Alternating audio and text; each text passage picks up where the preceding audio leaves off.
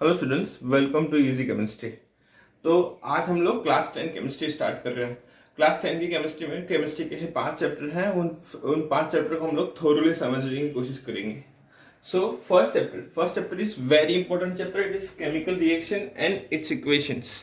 Okay, अब ये chapter आपको आएगा तो बाकी के 4 चैप्टर बहुत आसानी से आ जाएंगे। ठीक है कि नहीं? इसलिए इस चैप्टर में आप सीखेंगे कि केमिकल रिएक्शंस और उसकी इक्वेशंस को कैसे पुट आउट करते हैं, कैसे उनको बैलेंस करते हैं, और what are the types of reactions. Okay, before understanding your class 10 chemistry chapter we need to understand the class 9 के कुछ कॉन्सेप्ट। आपको बहुत इंपॉर्टेंट है, वो समझना बहुत इंपॉर्टेंट है। यहाँ पर फर्स्ट इज आपको फर्स्ट 20 एलिमेंट यहाँ पर जो दे रखे हैं वो याद रखने। That is hydrogen, helium, lithium, beryllium, boron, carbon, nitrogen, oxygen, fluorine and neon.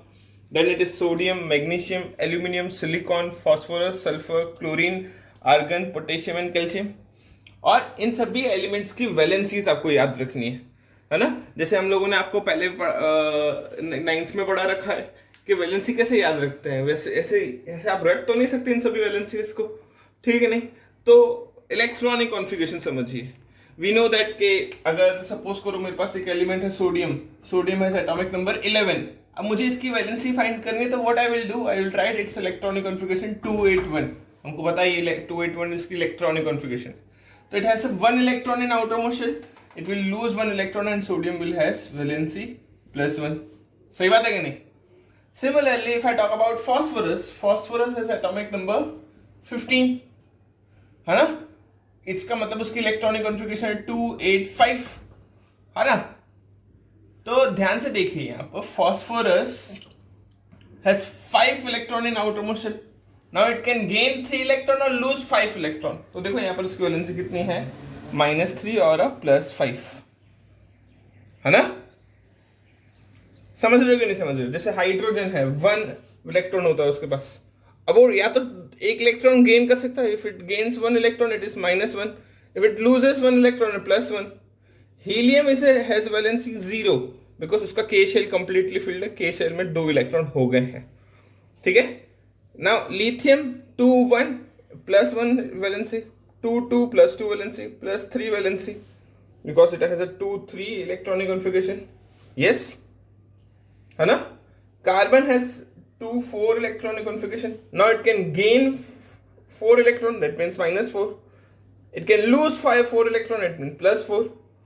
In case of nitrogen, it has electronic configuration 2 5 -3, 2 6 -2. It will gain 2 electron.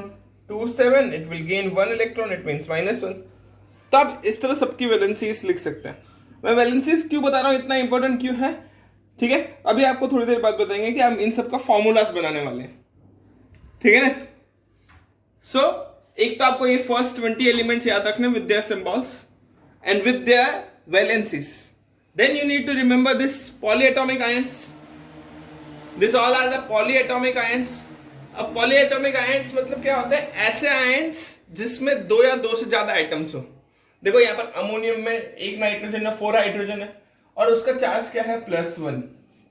Okay, तो NH4+1 is ammonium, SO4 -2 sulphate, NO3 -1 nitrate, NO2 -1 nitrite. अब देखना ये भी difference याद रखना ना, NO2 and NO3 and NO2 दोनों की वैलेंसी -1 ही है, बट डिफरेंस क्या है? इसमें ज्यादा ऑक्सीजन इसलिए नाइट्रेट, कम ऑक्सीजन इसलिए नाइट्राइट, है ना? अभी तक आप इतना याद रखिए। जब आप 11th 12th केमिस्ट्री पढ़ेंगे तो इसके पीछे का प्रॉपर रीजन आपको पता चलेगा। Then it is sulphide. देखो यहाँ पर SO4 -2 और SO3 -2, ज्यादा ऑक्सीजन थे इसलिए 8 लगा दिया, कम ऑक्सीजन थे इसलिए 8 लगा दिया।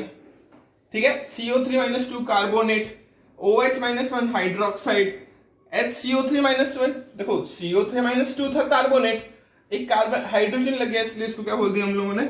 हाइड्रोजन कार्बोनेट, या तो आप इसको बाई कार्बोनेट भी बोल सकते हैं। ठीक है ना? फिर CrO4 -2 it is also called as chromate. ये ज्यादा यूजफुल नहीं है आपके लिए, but for your information. Cr2O7 -2 it is dichromate, PO4 -3 phosphate, Cn -1 cyanide. This all are polyatomic ions. ठीक है? Most of them are negatively charge, एक ही है positively charge, that is ammonium NH4+1। ठीक है, कुछ स्पेशल आयंस है, iron, iron को हम लोग फेरम भी बोलते हैं, लैटिन वर्ड्स में इनको फेरम बोलते हैं। अब Fe exist in two forms, +2 and +3। जब Fe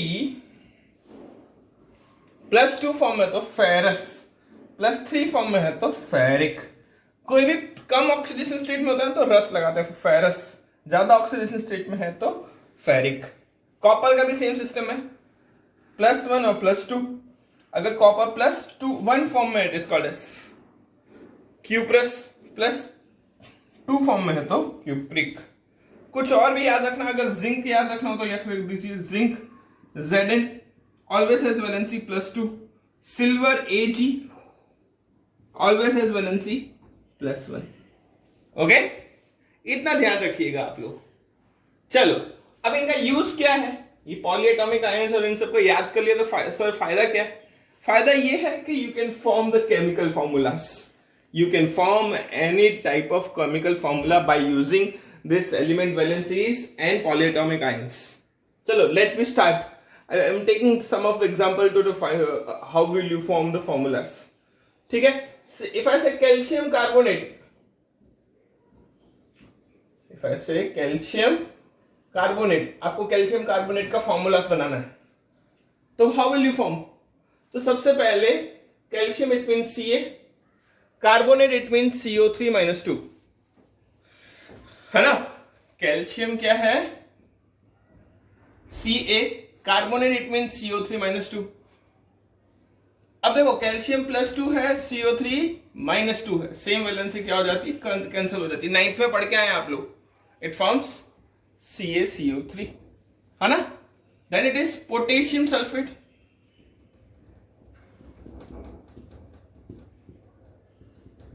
potassium sulfate, again it is made up of 2 ions, potassium and SO4-2।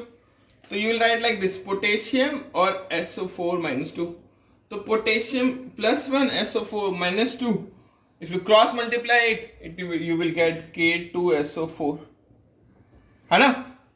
So you by using this you can form any type of formula, like if you want to form aluminium sulfate, तो aluminium sulphate मतलब Al, sulphate means SO4। ठीक है, तो aluminium has valency +3, SO4 has a valency -2। अब इसमें एक important concept याद रखिएगा, अगर आप 2Al से मल्टीप्लाई करेंगे तो यू विल राइट Al2। अब आप 3SO4 से मल्टीप्लाई करेंगे तो क्या करेंगे, पूरे ब्रैकेट में लिख के SO4 को लिखेंगे ऐसे, पूरा ब्रैकेट SO4 फिर थ्राइस, मतलब each and every polyatomic ion is always written in brackets, bracket में लिख के फिर बाद में 3 से मल्टीप्लाई करेंगे। अंडरस्टूड और नॉट? जैसे मुझे if I want to find out formula magnesium hydroxide, magnesium hydroxide, तो magnesium hydroxide is made up of magnesium and OH। so what I will do, magnesium has valency +2, hydroxide has a valency -1, cross multiply कीजिए तो you will get MgOH whole twice. तो hope all of you understood this pre recapitulation of class 9, है ना।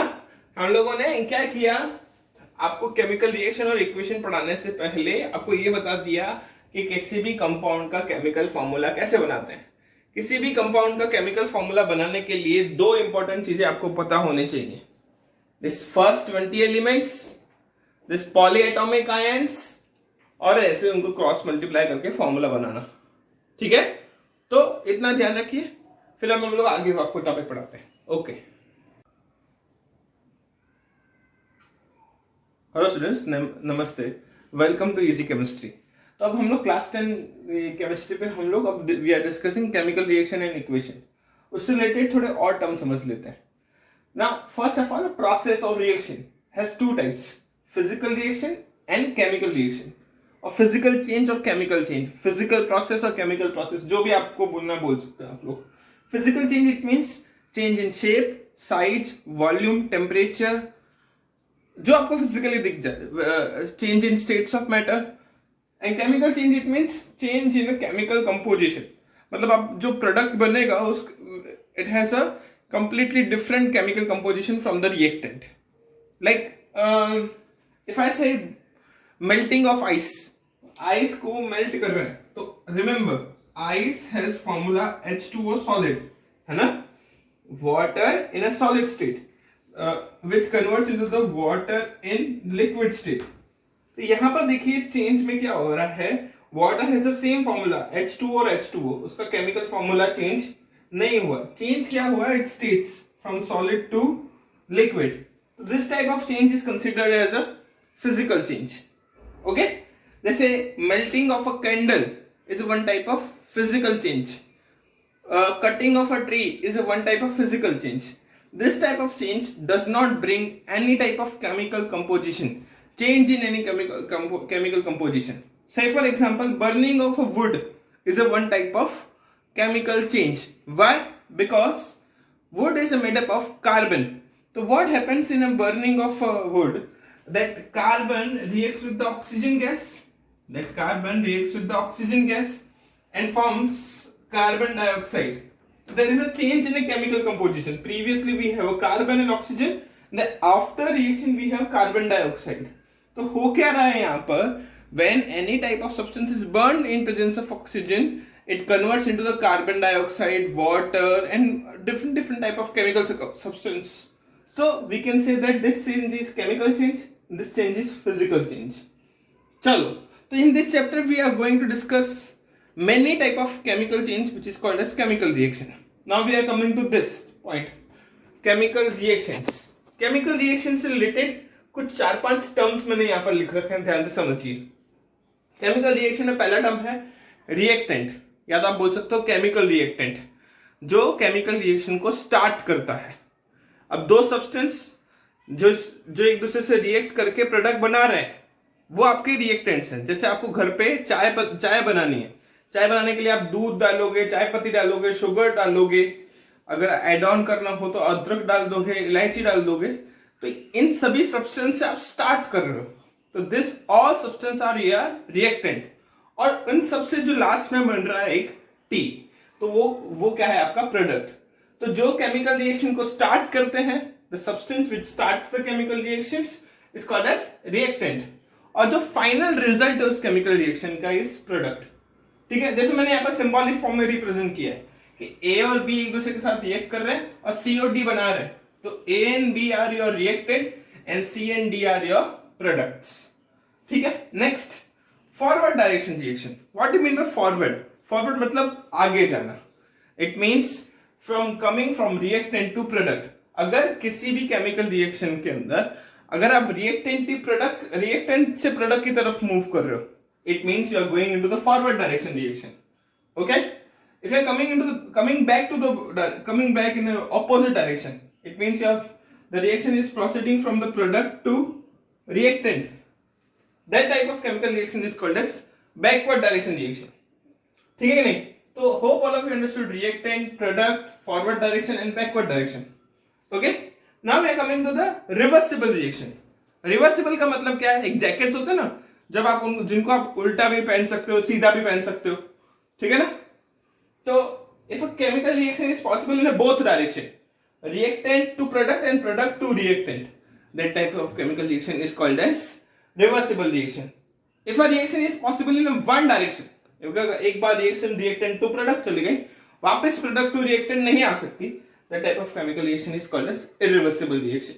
एक और type की reaction होती है साइक्लिक रिएक्शन. वो आप फर्दर 11th-12th में पढ़ोगे कि अगर आप A से B में गए, B से C में आए, C से D में गए और D to फर्दर A में आ गए, तो यहां पर आपने किया क्या, A से स्टार्ट किया वापस A पे खत्म हो गए. This type of chemical reaction is called as cyclic chemical reaction. ये अभी आपके सिलेबस में नहीं है, आपके सिलेबस में इतना ही है that forward direction, backward direction, reversible और इरिवर्सिबल. ठीक है. चल, now we are coming to the most important part of this chapter is chemical equations. What do mean by chemical equations? हमने ये तो समझा कि केमिकल रिएक्शन क्या है. अब उसी केमिकल इक्वेशन को सिंबल के फॉर्म में रिप्रेजेंट करना, the symbolic representation of chemical reactions. Yes, किसी भी केमिकल रिएक्शन को आप सिंबॉलिक फॉर्म में रिप्रेजेंट कर दीजिए. That type of process that everything is called as chemical equation. जैसे यहां पर मैंने कुछ एग्जांपल ले रखे हैं कि देखो hydrogen gas is reacting with the oxygen gas and forms water. तो this is a chemical reaction कि that hydrogen and oxygen reacting and forming water. अगर आप इसी को सिंबल फॉर्म में रिप्रेजेंट कर दो it will be a chemical equation. Like if hydrogen gas, तो इट मींस H2 गैस को हमेशा 2 के फॉर्म में लिखना है, O2 H2, है ना. H2 gas reacts with O2 gas and it forms H2O. So this is your chemical reaction, this is your chemical equation. So hydrogen gas is reacting with the oxygen gas to form water. ठीक है, this is your chemical reaction, this is your chemical equation. Similarly, if magnesium, देखो यहां पर मैंने लिख रखा है that if magnesium reacts with the oxygen gas forms magnesium oxide. So यहां पर हम लोग लिख देंगे magnesium solid reacts with the oxygen gas and it forms magnesium oxide. अब what will be the formula of magnesium oxide? ये आपके लिए इंपॉर्टेंट है वो वाला पार्ट, केमिकल फॉर्मूला मेजर करने वाला part, that magnesium and oxygen. Magnesium has valency +2, oxygen has valency -2, है ना. +2 -2 कैंसिल हो जाएगा तो it will form MgO. So this is your chemical equation. Similarly, if I talk about this chemical reaction, इस chemical reaction में हम लोग क्या बोलना है? Sodium hydroxide, hydrochloric acid forms sodium chloride and water. देखो इसको मुझे सिंबल के फॉर्म में रिप्रेजेंट करना है. Sodium hydroxide is represented as NaOH, hydrochloric acid is your HCl, which forms NaCl, sodium chloride and water. So this is your chemical equations and these all are your chemical reactions. किसी भी chemical reaction को उसके symbolic form में represent कर दीजिए, that is called as your chemical equations. ठीक है, तो till now we have understood till chemical equations. In the next class, in next portion we are going to discuss balancing of chemical reaction and what is balanced chemical equation. ठीक है, hope all of you understood the type of reactions, the terms related to that, reactant, product, reversible, forward, backward, reversible, irreversible, and this chemical equations. Thank you. Okay.